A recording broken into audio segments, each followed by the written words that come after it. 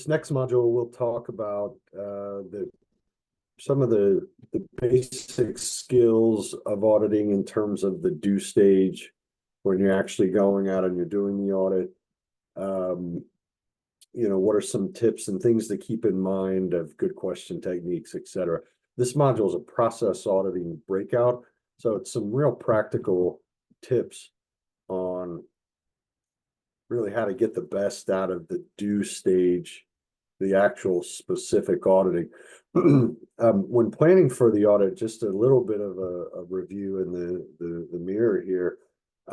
What you want to do is make sure that you're planning for an audit, and that from a requirement standpoint, really from the QMS, EMS, and OH&S, those audits need to be scheduled, regularly planned, conducted, and recorded. So this is not really specific of what does regularly planned mean. I mean, and that's where these videos will add a little bit more color and context to what we believe is the best way to kind of approach these vague terms regularly and that sort of thing. But one of the things you want to also keep in mind is there's a requirement in terms of your recording, having a record of actually doing the audit. So an audit is something, it's an exercise that's actually documented, and you'll see that in the formal definition of what an audit is. The frequency of the audit really needs to consider a couple things. One is maybe more frequently during an initial transition into a new or revised standard. So obviously doing, let's say, gap analysis if a standard's updated, or following changes that might affect the integrity of the quality system. Maybe you're adding another shift, or you're adding another location, adding another product line, something like that. So these are things to think about in terms of bumping up the frequency. Now, in the event that nonconformities have been identified in an internal or external audit, you might want to look at, okay, those areas where we have deficiencies, let's audit more frequently there. In terms of 9.2.1 in the QMS, the organization shall conduct internal audits at planned intervals. So you see that here, to provide information on whether the QMS is conforming to its own requirements, so internal requirements, the requirements of the standard, in this case 9001, and is effectively implemented and maintained. So are you getting out of your QMS system what you expect? Is it effectively working? This is a illustration. There is no specific, quantitative value that's right here. It's just used for illustration purposes. But from my perspective, and my recommendation is that you invest in the audit cycle heavily in the planning stage. So to get the best results for the lowest cost, spending most of your time in the planning stage is really where you want to be. You want to focus on the front end, the objective of the audit, what evidence to look for, questions to ask, and people to connect with. Investing your time in the planning stage will increase efficiency and the likelihood of producing findings that are worth sharing. So don't just go out and start auditing, start asking questions, start interviewing people. It's really much more effective if you front load your auditing process to the planning side of things, making sure, first of all, why are we going out to do the audit? Second of all, where do I want to go? What is the information I want as inputs into really exploring the best things to uncover, the best questions to ask, the best prompts to throw out there to get your auditee actively engaged in the conversation. And if you do that, if you front end load your auditing planning and preparation, it's really going to go a long way towards giving you a more effective result on the back end. Okay, so just keep that in mind. I typically say about half of your audit cycle time should be in the planning phase. So this is just there to illustrate that. So here's an exercise that might be a really good idea to throw out to, first of all, for your own consideration, but to throw out to your auditing team members just to kind of calibrate. So take a second, press pause on this, and do some analysis of what you see here. So imagine, how do you ensure that we're auditing, taking into consideration the importance. So importance is I. The importance of process is concerned. Changes, so C is changes affecting the organization in the results of previous audits, that's in R. So this is taken directly from the requirement that you see in 9.2. It actually isn't here, but you see that in 9.2. But the idea here, pause this, give yourself a little time to kind of digest what you're seeing here, and then we'll talk about some things that should pop out to you.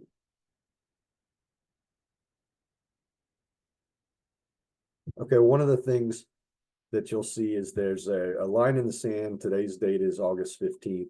You have this matrix that shows just a partial listing of all the processes. So one of the first things is, where are the other processes? These can't be the only 4 processes that I have in my QMS system. So right away I'd go, well, what's going on there? And this is an opportunity. It's a ranking you see here. I is ranking of importance. So how important is the process from a 1 to 10? So this audit program manager or lead auditor or audit scheduler or audit team collectively, they've come up with the ranking that purchasing is 4, maintenance is 2, production is 10, and quality is 5 in terms of importance. And I don't know if that's right or wrong, but that's just an indicator. This is a value that they've placed on the importance of these 4 different processes. Change, this is saying not a lot of change. So 2 is a low risk of change and 10 would be high. So not a lot of change in purchasing, about middle of the road with maintenance. There's been a lot of change in production, and middle of the road changes to quality. Now R, this is the previous audits, A, B plus, A minus. That's the score that was given, or the grade that was given to that process based on the last audit. And you can see here the last audit date. So today's August 15th, January 15th, December 24th, June 15th. So about 6 months. What would that be? About 6-7 months ago. Now this is about 8 months ago, 7 months ago. So it's been some time since we've done the last audit. Today's date, again, kind of think about this as the end of last year or beginning of this year. This is the middle of the year, and we can see the next audit date is 1 year from the previous audit date. Okay, so we can already tell that in terms of consideration of the frequency in which audits are planned, you see they're all weighed the same. So is that right? Well, they're not all weighed the same in terms of risk and importance. So I would question that. So moving on to the comments, one of the things you see here in Q3, you have a new raw material supplier, and they have 34,000 ppm, parts per million, in defects from their supplier quality folks. So first of all, I look back to the change, and it says, well, the change risk is really low, but this is showing that a raw material supplier has come in and they have really high defect rates. So to me, that doesn't really jive with change. And then I would look at, okay, well, they had August 15th, okay, it's today, and in Q3, I guess last year, or maybe it's starting in Q3 this year. There's a new material supplier and they're not doing really well, but we're still scheduled for January 15th of next year. That doesn't make a lot of sense to me. It looks like there's a big problem here in supplier quality. You probably wouldn't want to wait until January of the following year, 6 full months or whatever, 5 or 6 months before going out and seeing what's going on there. I'd also look at why why was the previous ranking in terms of grade an A? Is that correct? There's a couple other things here. Maintenance. So the average uptime per hour, 34%. So 34% uptime, 66% downtime. That's pretty awful. So what's going on there? Level one, preventive maintenance assignments have been moved to operations in May 1st. Okay. So what's going on there? That's a pretty decent change. And maybe that's why we went from a 1 or a 2 to a 5. I don't know. But again, why would you want to wait until December? Again, what, 5 or 6 months until you go back and do additional audits, especially when you're only your machine uptime is 34%. So that means that your total OEE is probably going to be much lower than that, 25%. So 25% of your overall operating time is producing good parts. That's no bueno, not good. Looking at production, on-time delivery, 73%, right the first time, 97%. Okay. There's a lot of changes again, but you're still scheduled at 1 year apart. I don't really understand that. And product on hold. That's the number of units or $124,000 in production parts.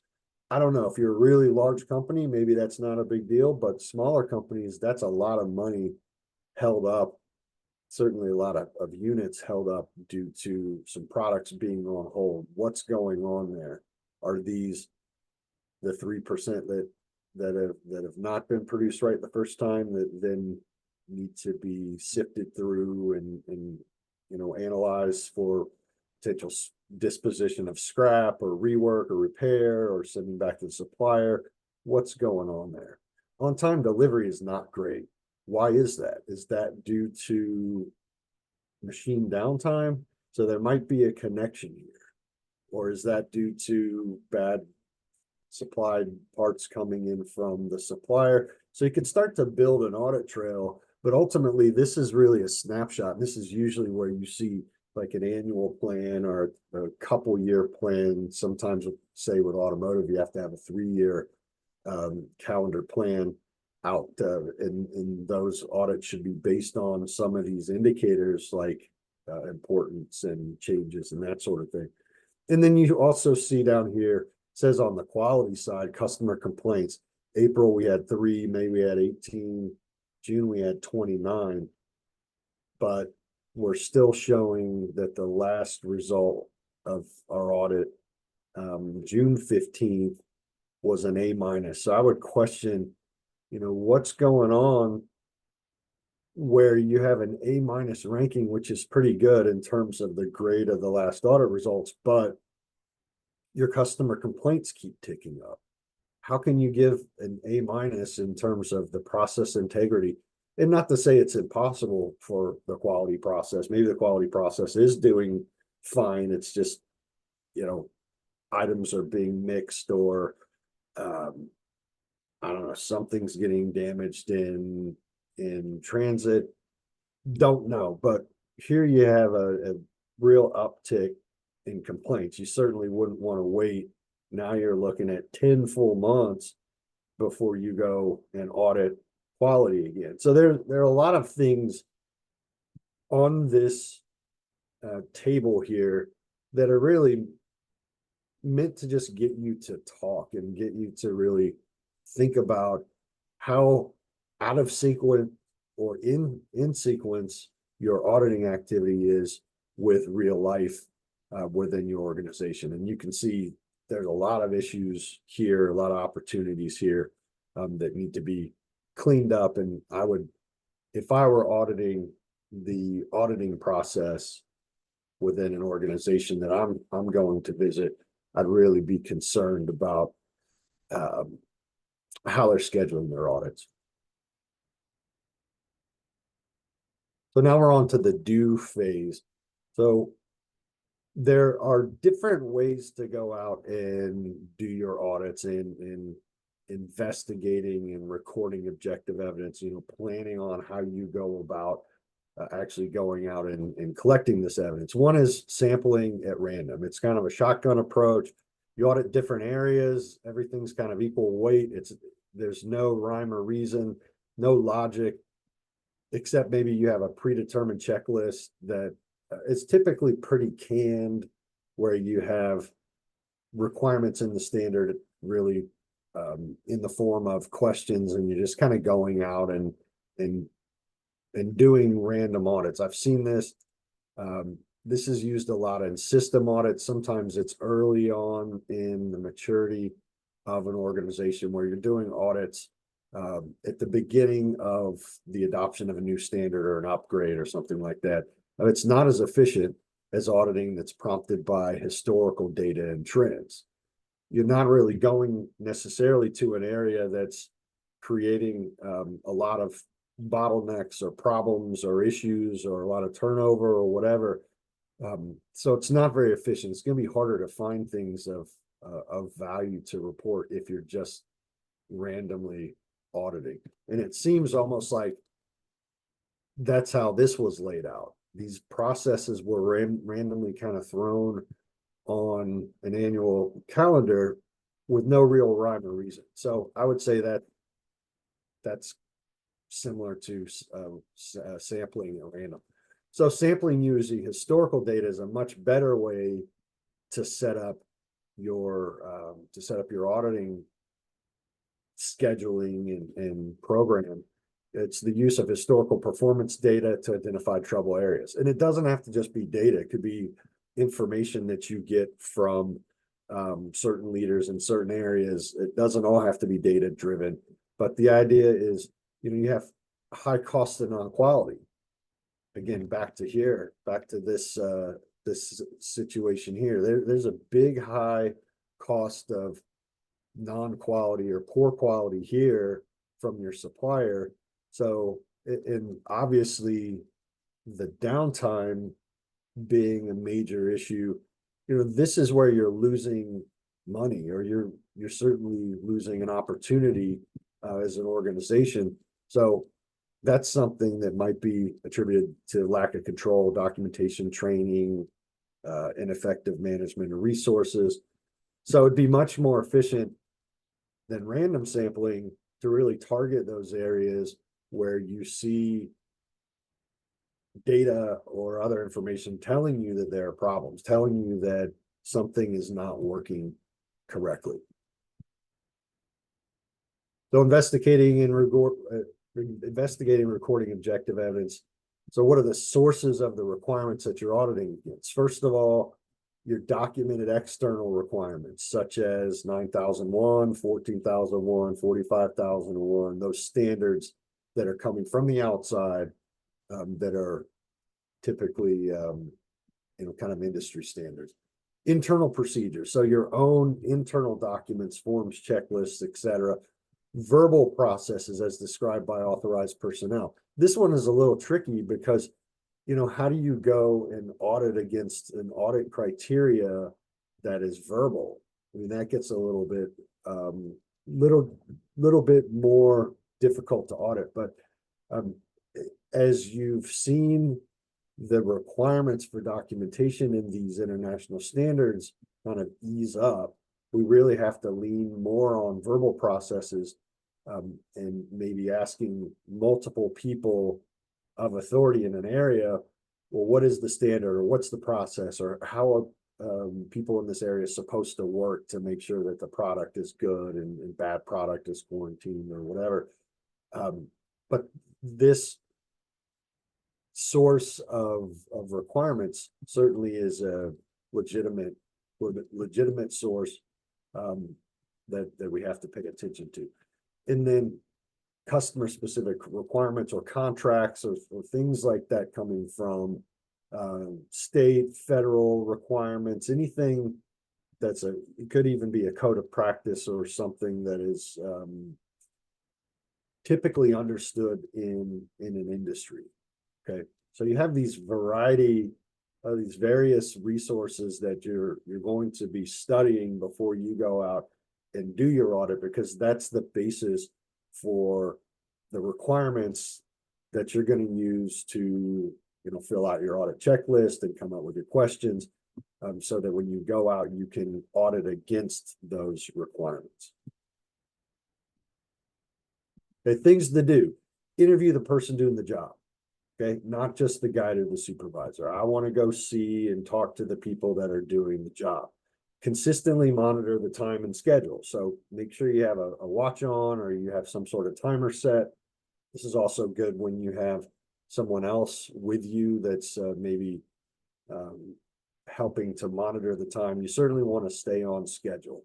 Go back to your checklist and consistently checking back to those questions and prompts that you had listed, to make sure you don't go too far off of the audit trail. Make notes as you go. To me, this is often the most difficult part of auditing.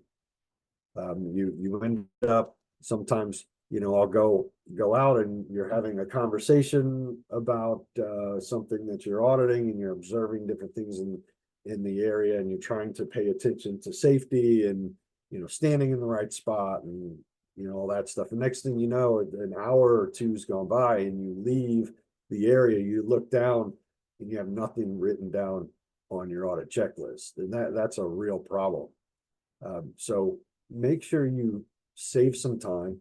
And a lot of times it's awkward. It's awkward to pause and say, give me just a moment, because you feel like maybe you're wasting the auditee's time. But take the time, sit down.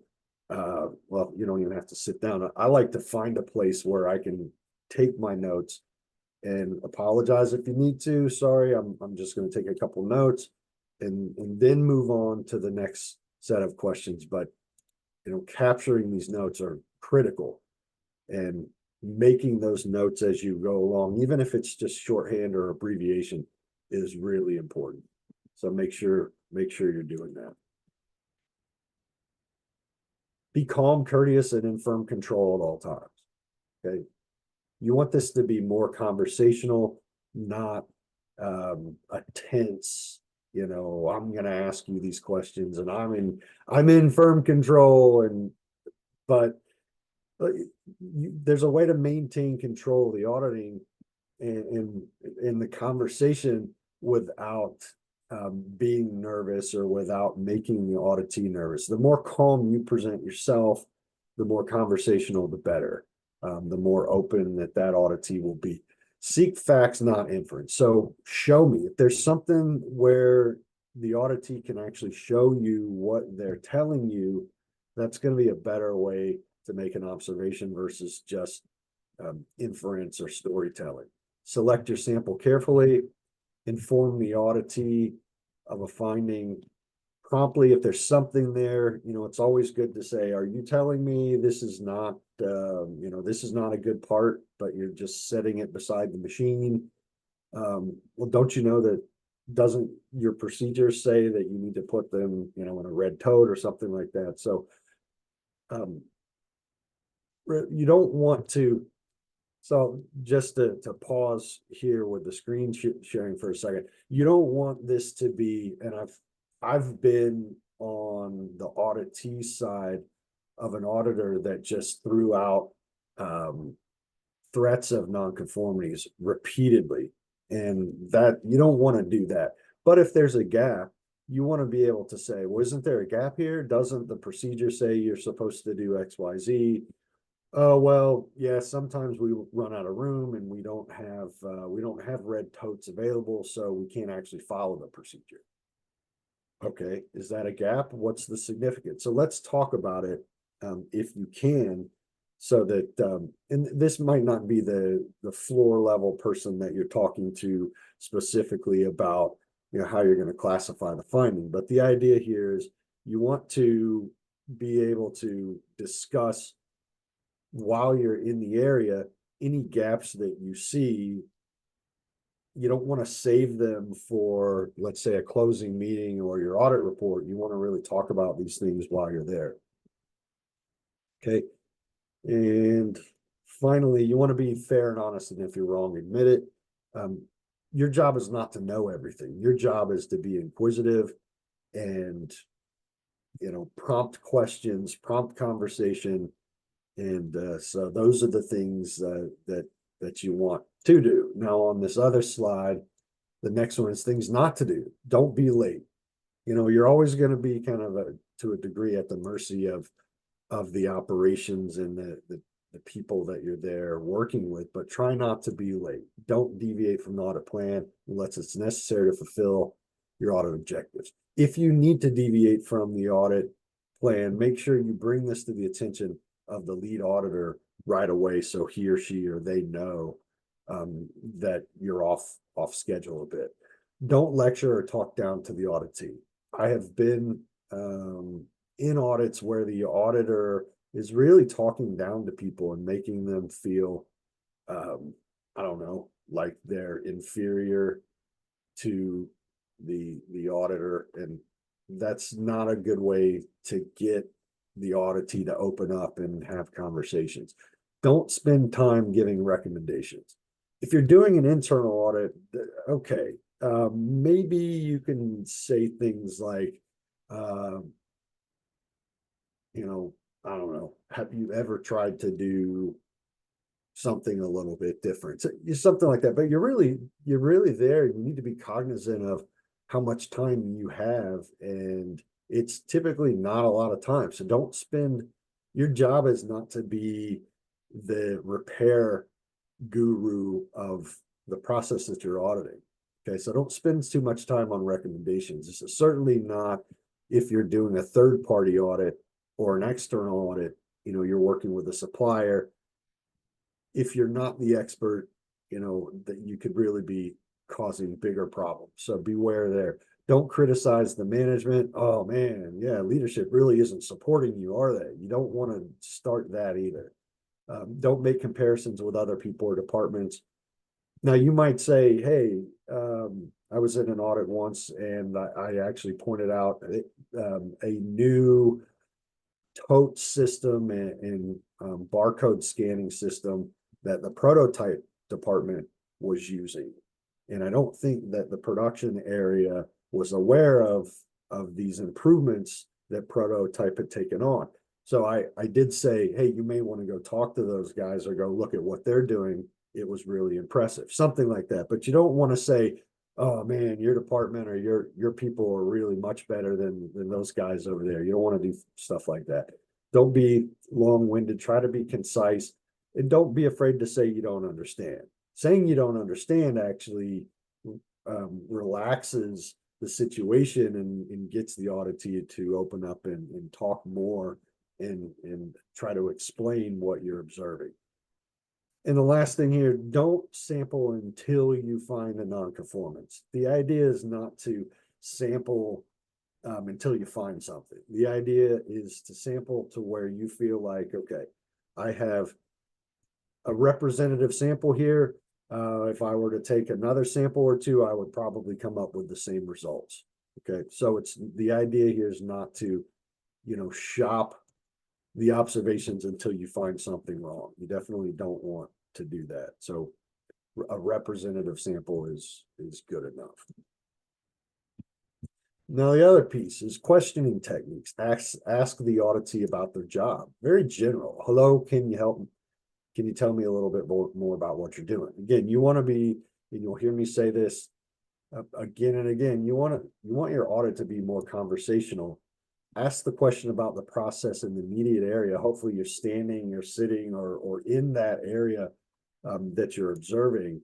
What happens when you receive hazardous material? How do you know what to work on? What is your criteria for conforming versus non-conforming? And this one is even a little bit too rigid. I would say, how do you know the difference between good and bad product, or something that's good or bad? Or how do you know this is finished before passing it on, or something like that? Again, conversational is very important. And then ultimately, can you show me? Questions need to be open-ended. If the auditee can answer the question with a yes or no, typically you're not going to get as good of an observation or audit feedback as if you were to keep the question open-ended, and again, using conversations like, can you show me, or how do you know, or man, this is a really difficult area.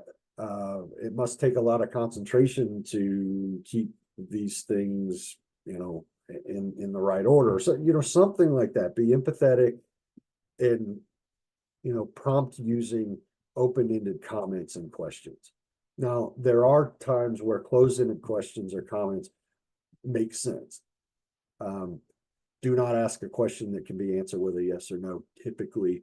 However, if the auditee's reply to a question is vague or imprecise, closed-ended questions usually clarify and confirm your understanding of his or her answer. Such a question solicits either a yes or no answer, as in the example on the left. So here's an example where the auditor's on the left asking the question, are you saying that you previously placed bad product in the hold cage, but now you simply label it? So the idea with that question is there were some open conversations, some open questioning, but now your closed-ended question is really shortening that, almost like a funnel, so that you understand as an auditor, you understand what you're being told. And now the auditee goes, oh, well, kind of. Okay. All right. Well, if the procedure says that bad product needs to be placed in the hold cage, what does well kind of mean? So now you're on to a trail, hopefully, that has some meaning that is important, that started back here with good open questioning techniques, and then was really kind of isolated through closed-ended questioning. But typically you don't want to use closed-ended questioning, especially when you're starting a new series of questions, and that sort of thing, except for to clarify and confirm what your observation is. Okay, so think about it that way.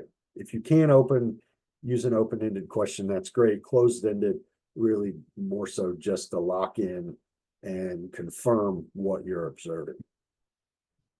These aren't 100% the case all the time, but again, these are just quick tips that I've used in what I observe in the best auditors out there using these types of practices. So some other ways, looking and listening, here's some things that you really want to pay attention to. So ask to be shown something, witness the process working as discussed. Hey, can you go show me that? Show me. And listen. This part is really hard too. Ask a question and then stop talking. Okay. Just take a second to stop talking and allow that space to be filled with the answer to whatever your question is or the prompt is. Listen to all of the answer. If you both start talking at the same time, oh, sorry, go ahead, please finish. No, I want to hear what you were going to say. I'm sorry. Seek clarification if there's something that you're not really sure of, you thought you heard or you thought you observed, but you might need some clarification. And I typically like to use something like, hey, just so I am understanding you correctly, the process has to be followed A, B, C. If not, then something bad happens. Is that correct? So that's a good way to show that you're listening, or if there's some breakdown in the way you understand something, you could seek clarification. Confirm your understanding, and then, make notes, and then ask another question. Again, making the notes, that to me is one of the toughest parts. Writing my observations down, collecting evidence that allows me to really be confident in my conclusion of that particular part of the audit when I'm back in the office or whatever. So make your notes and then move on to another question. So verification. So facts can be uncovered by a variety of different ways, but ultimately, please show me is kind of the best way for verifying what you're observing. So when an audit team makes a statement on a vital point, your response should be, please show me. Verification can be made by a few different ways. You can check records. You can ask someone else and compare the answers. This one is especially prevalent when there is no documented requirements, where let's say the process steps or something like that is verbal. So you would be asking multiple people and seeing that their answers are the same, and then observing the activity being carried out.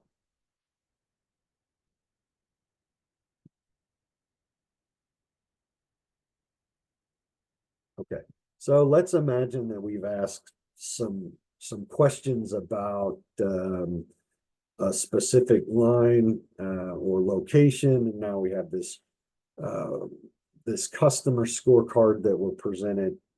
So take a second and look at this graph and pause the video, and we'll discuss it.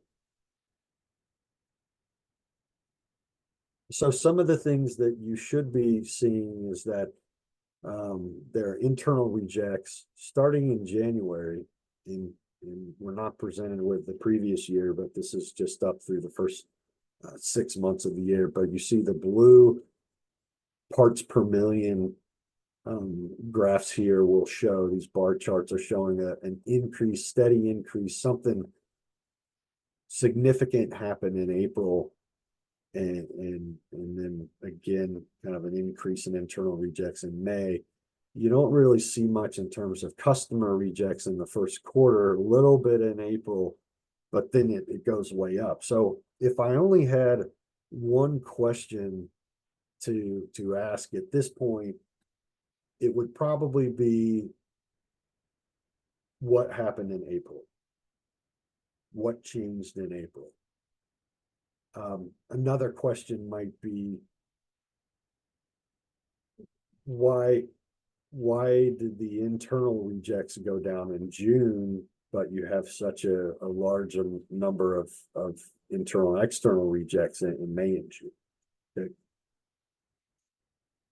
So again, this is one of those tools where you could put this up to present this to your auditing team and ask them, ask them for feedback on what type of questions or what audit trail they would go down